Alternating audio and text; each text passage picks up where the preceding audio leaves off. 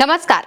उत्तर प्रदेश को अब जल्द ही नया डीजीपी मिल सकता है और कहा जा रहा है कि ये दलित डीजीपी भी हो सकता है। जी हाँ, कहा यह भी जा रहा है कि महिला के रूप में पहली डीजीपी भी उत्तर प्रदेश को मिल सकती है। लेकिन सबसे ज्यादा चर्चा ये है कि उत्तर प्रदेश को अपना बहुत समय बाद एक दलित डीजीपी मिलेगा। अब किस दलित डीजीपी के बारे में बात हो रही है उसके बारे में डिटेल में आपको बताते हैं और डीजीपी की नियुक्ति से जुड़ी जो तमाम खबरें चल रही हैं उससे भी आपको रूबरू करवाएंगे। सबसे पहले जिस दलित डीजीपी का नाम चल रहा है, डीजीपी की लिस्ट में नाम चल रहा है, उनका नाम आईपीएस मनमोहन कुमार बशाल बताया जा रहा है, जो कि साल 1990 बैच के अधिकारी हैं, दिल्ली के रहने वाले हैं और सेवा में आने के बाद 1992 में उनको कंफर्मेशन मिला और साल 2005 में आईपीएस बशाल डीआईजी रैंक पर आ गए। साल 2010 में आईजी रैंक पर प्रमोट किए गए, फिर साल 2014 में एडीजी पद के लिए प्रमोट हुए और एक लंबे समय के कार्यकाल के बाद 2023 में बशाल को डीजी पद पर प्रमोशन मिला। फिलहाल के लिए अगर हम बात करें तो उनकी नियुक्ति विद्युत निगम में डीजी रैंक पर है, लेकिन कहा यह जा रहा है कि डीजीपी की रेस में इनका नाम ज्यादा चल रहा है। पहली इसकी वजह यह है कि वो दलित हैं और दूसरी इसकी वजह यह है कि उनके कार्यकाल के दौरान तमाम ऐसी चीजें हुई हैं जिससे वो चर्चा में भी रहे हैं। अब दोस्तों, एक महिला डीजीपी का भी नाम चल रहा है। कहा यह भी जा रहा है कि हो सकता है कि उत्तर प्रदेश को अपनी पहली महिला डीजीपी मिल जाए। अब उनका नाम जो है वो है आईपीएस तिलोत्तमा वर्मा। साल 1990 बैच की आईपीएस अधिकारी हैं और हिमाचल प्रदेश शिमला की रहने वाली हैं।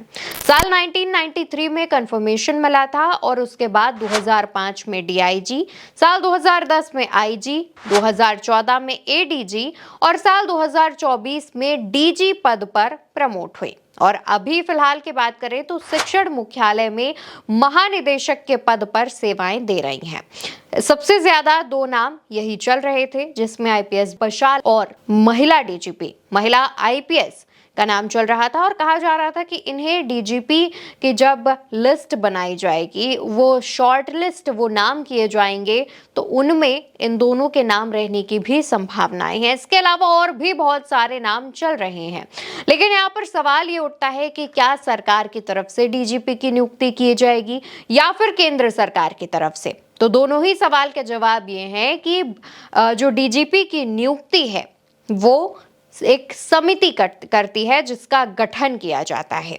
तो दोस्तों, ये भी आप जान लीजिए कि आखिर इस समिति में कौन कौन होता है और साथ ही इसमें जो अध्यक्षता है वो कौन करता है। तो सबसे पहले आपको बता दें कि चयन के लिए, यानी कि डीजीपी कौन बनेगा, इसके चयन के लिए समिति का जो गठन होगा उसकी अध्यक्षता हाई कोर्ट के सेवानिवृत्त न्यायाधीश यानी जस्टिस करेंगे।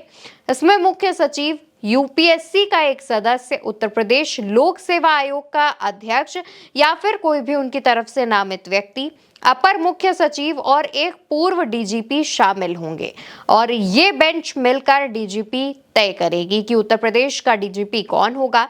डीजीपी की नियुक्ति 2 साल या फिर रिटायरमेंट, जब तक जिन्हें नियुक्त किया गया है उनकी रिटायरमेंट की अवधि ना हो तब तक की जा सकती है।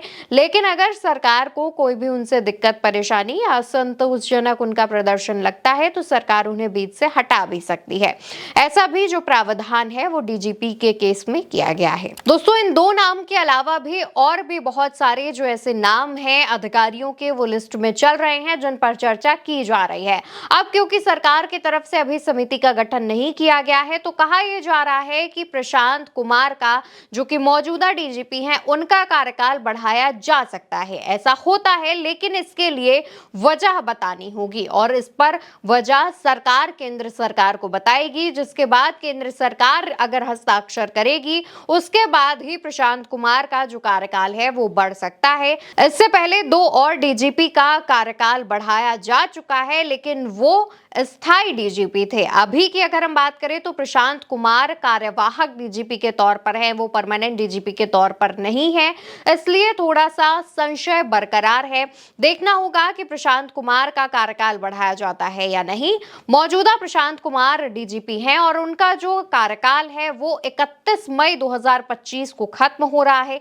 अब क्योंकि इससे पहले समिति गठन नहीं की गई है, गठित नहीं की गई है, इस वजह से कहा यह भी जा रहा है कि हो सकता है कि सरकार की तरफ से केंद्र सरकार को एक नोटिफिकेशन दी जाए, एक एप्लीकेशन दी जाए जिसमें बताया जाए कि किन कारणों से हम समिति गठन नहीं कर पाए हैं और हम प्रशांत कुमार का जो कार्यकाल है वो बढ़वाना चाहते हैं। फिलहाल इस पर भी अभी संशय बरकरार है, लेकिन आप क्या सोचते हैं, आप क्या चाहते हैं, कमेंट सेक्शन में लिख के बताइए और भारत एक सोच को सब्सक्राइब करना बिल्कुल मत भूलिएगा।